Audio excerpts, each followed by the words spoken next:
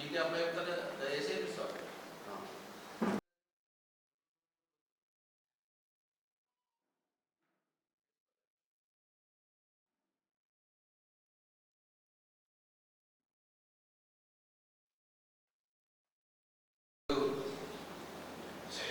ఈ పత్రికా సమావేశానికి హాజరైనటువంటి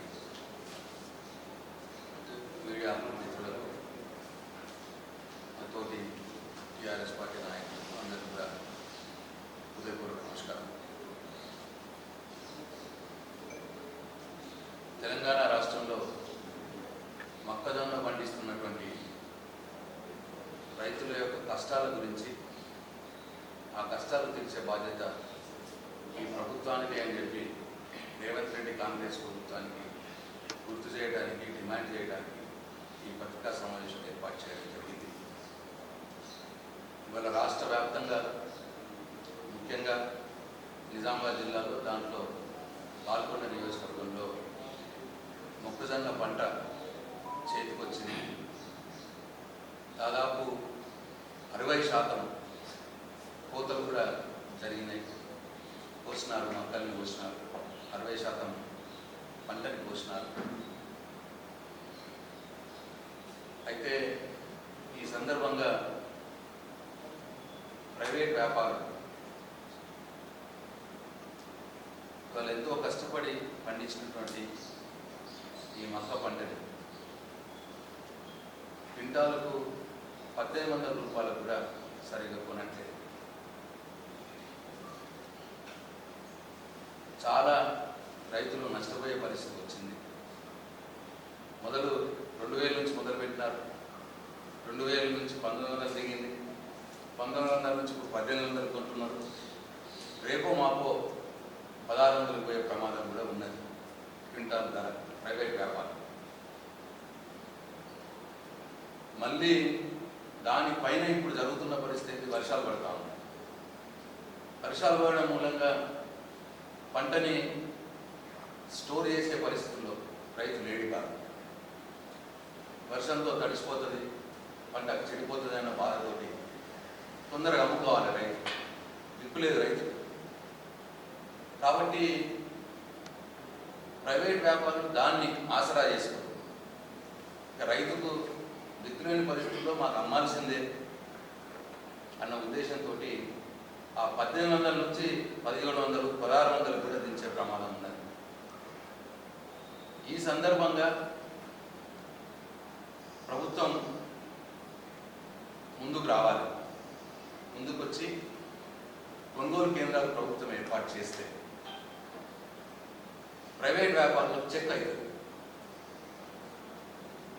ఇక ప్రభుత్వం కొనుగోలు కేంద్రాలు ఏర్పాటు చేయడం లేట్ చేస్తే రోజు రోజుకి మక్క ధర దిగిపోయి రైతులు విపరీతంగా నష్టపోవాల్సి వస్తుందని చెప్పి ఈ ప్రభుత్వ దృష్టికి తీసుకొస్తా ఉన్నాం టీఆర్ఎస్ పార్టీ పక్షాన.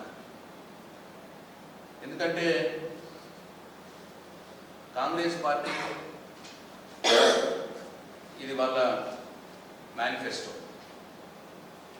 మొన్నటిసారి ఎన్నికలకు ఇచ్చినటువంటి మేనిఫెస్టో. ఈ మేనిఫెస్టోలో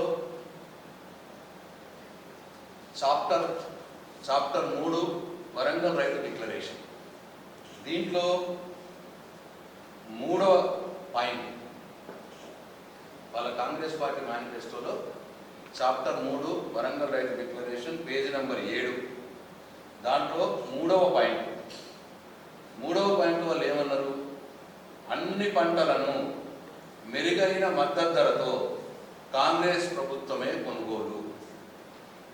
అంటే కాంగ్రెస్ పార్టీ అధికారంలోకి వస్తే అన్ని పంటలను మద్దతు ధర కాదు, మద్దతు ధర కంటే ఎక్కువ ఇచ్చి మెరుగైన మద్దతు ధరతో మేము అన్ని పంటలను కొనుగోలు చేస్తామన్న మాట మాట్లాడినారు.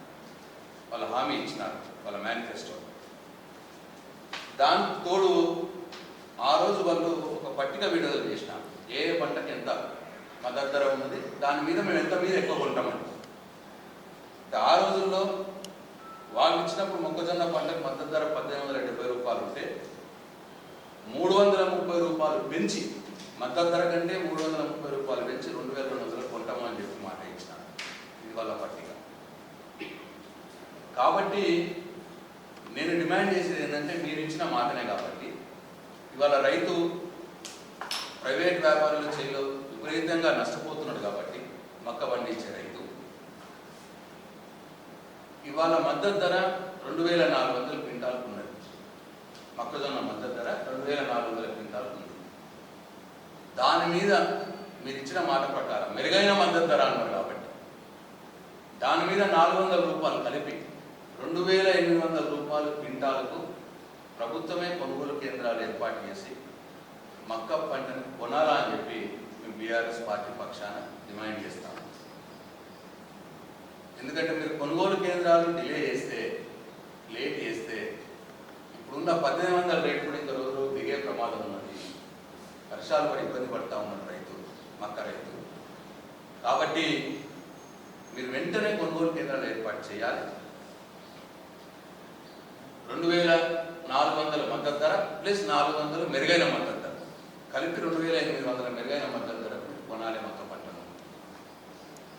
మీరు ఇచ్చిన మాట ప్రకారం ఇవాళ రైతు ఎంత నష్టపోతున్నాడంటే 1800 అమ్ముతున్నాడు అనుకోండి రైతు. మీరు ఇచ్చిన మాట ప్రకారం 2800 కొనాలి అంటే 1000 రూపాయలు ప్రతి క్వింటాలకు రైతు నష్టపోతా ఉన్నాడు. ఇవాళ ఒక ఎకరానికి 30 క్వింటాల మక్క పంట పండితే మీరు కొనుగోలు కేంద్రాలు ఏర్పాటు చేయకపోవడం వల్ల, మీరు మెరుగైన మద్దతు ధరతోటి మక్క పంటను కొనకపోవడం వల్ల ఇవాళ ప్రతి క్వింటాలకు 1000 రూపాయలు నష్టపోయి ఎకరానికి 30 క్వింటాలు చొప్పున ఎకరానికి 30,000 రూపాయలు మక్క పండించే రైతు నష్టపోతా ఉన్నాడు. ఈ ప్రభుత్వం యొక్క అలసత్వం వల్ల, ఈ ప్రభుత్వం రైతు అంటే లెక్కలేనితనం ఉన్నది కాబట్టి ఇవాళ మక్క పండించే రైతు ఎకరానికి 30,000 రూపాయలు నష్టపోతా ఉన్నాడు. కాబట్టి దయచేసి మీరు వెంటనే ప్రతి ఊరు కొనుగోలు కేంద్రాలు ఓపెన్ చేయండి. ఎందుకంటే వర్షాలు పడుతున్నాయి కాబట్టి ఎన్ని కేంద్రాలు ఎక్కువ ఏర్పాటు చేస్తే అంత రైతుకు ఉపశమనంగా ఉంటుంది. ఈ వర్షంలో రైతు తన మక్క పంటని స్టోర్ చేసుకోలేకపోతా ఉన్నాడు.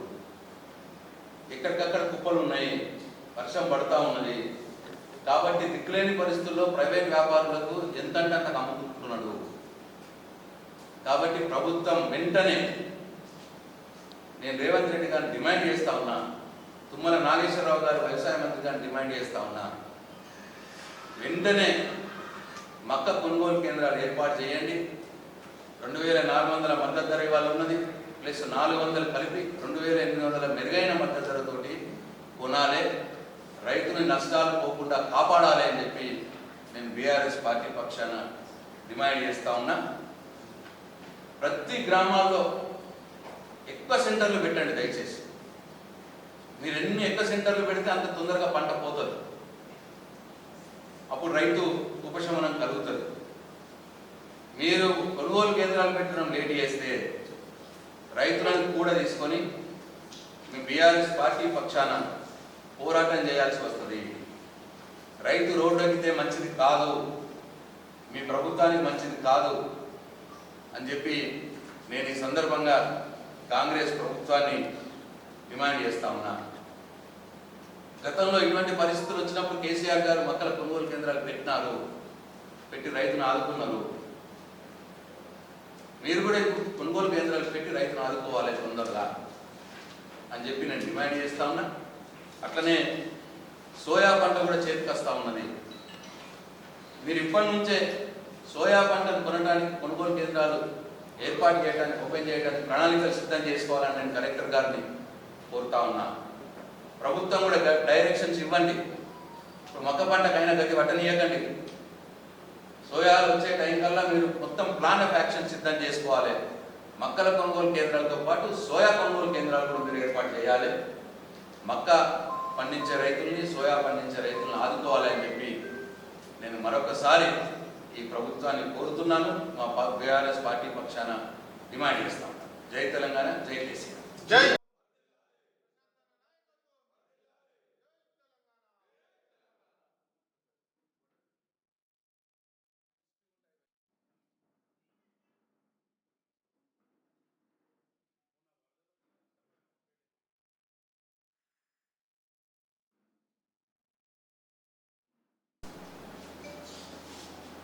మొన్న భారీ వర్షాలతోటి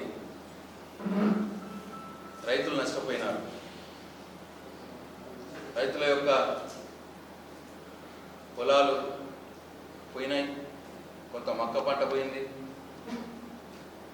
మరి వీటికి ఎకరానికి 25,000 రూపాయల నష్టపరిహారం ఇవ్వాలని చెప్పి ఆ రోజు డిమాండ్ చేసినాం. మరి ఇప్పటికీ 15-20 రోజులు కావస్తా ఉన్నది. ఇప్పటికి కూడా ఒక్క రైతు కూడా నష్టపరిహారం రాలేదు. మరి ముఖ్యమంత్రి గారేమో రోజు ఏ మీటింగ్లో పడితే ఆ మీటింగ్లో రైతులకు నష్టపరిహారం ఇచ్చినామో అని అంటాడు, ఇస్తున్నామో అంటాడు. మరి ఎక్కడ ఇచ్చినారు? నిజామాబాద్ జిల్లాలో మరి నాకున్న అవగాహన ప్రకారం అయితే మరి ఇంకా రైతులు రాలేదని చెప్తా ఉన్నారు. కాబట్టి దయచేసి మొన్న వరదల్లో భారీ వర్షాల కారణంగా నష్టపోయినటువంటి రైతులకు, అది వరి పంట కావచ్చు, మక్క పంట కావచ్చు, అన్ని పంటలు, ఏ పంట అయినా సరే 25,000 ప్రతి ఎకరానికి నష్టపరిహారం తొందరగానే ఇవ్వాలని చెప్పి నేను డిమాండ్ చేస్తూ ఉన్నా. అట్లనే రోడ్లు దెబ్బతిన్నాయి, చాలా రోడ్లు దెబ్బతిన్నాయి, బ్రిడ్జులు కొట్టుకపోయినాయి. మరి ఇమీడియట్గా రాకపోకలు ఏర్పాటు చేసే విధంగా అని చెప్పి చెయ్యాలి. మరి ఎంత మొత్తుకున్నా ఇది మొద్దు ప్రభుత్వం. నా నియోజకవర్గంలోనే అనేక రోడ్లు తెగిపోయి రాకపోకలు బంద్ అయిపోయినాయి. అది మోటార్ రెగ్యులర్నే చేయాలి. మీరు ఇప్పుడే డాంబర్ వేయకుండా దాన్ని పూడ్చి వాహనాలు ఆ రోడ్డు మీద తిరిగేటట్టు, జనం రోడ్డు మీద తిరిగేటట్టు చేసే బాధ్యత ఈ ప్రభుత్వాల మీద ఉంటుంది. కాబట్టి అవి కూడా తొందరగానే మొదలు పెట్టాలని చెప్పి నేను డిమాండ్ చేస్తా ఉన్నా. వర్షాలతోటి, భారీ వరదలతోటి నష్టపోయినటువంటి పంటలకు ప్రతి ఎకరా 25,000 రూపాయలు నష్టపరిహారం ఇవ్వాలి. ఇసుక మేటలు పెట్టిన భూములలో వాళ్ళకు కూడా నష్టపరిహారం ఇవ్వాలి. అట్లనే కొట్టుకుపోయిన రోడ్లు, బ్రిడ్జులని రిపేర్ చేసి, తాత్కాలికంగా వెంటనే రిపేర్ చేసి వాహనాలు తిరిగేటట్టుగా కానీ ఇమీడియట్గా చేయాలని చెప్పి ఈ ప్రభుత్వాన్ని నేను డిమాండ్ చేస్తాను.